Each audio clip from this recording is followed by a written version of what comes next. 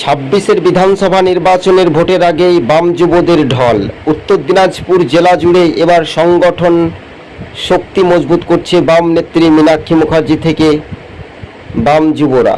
তবে 2026-এর বিধানসভা নির্বাচনে লাল ঝান্ডাই শেষ সাক্ষী বা শেষ ভরসা রাখতে পারে বলে এমনটাই খবরের ইঙ্গিত। তবে ঘরের ছেলে ঘরেই ফিরবে খুবই দ্রুত গতিবেগে শীঘ্রই, কেননা সিপিআইএমে যোগদান করবেন হাজার হাজার কর্মী সমর্থক যারা ভুলবশত কারণে শাসক দলের দিকে নাম লিখিয়েছিলেন।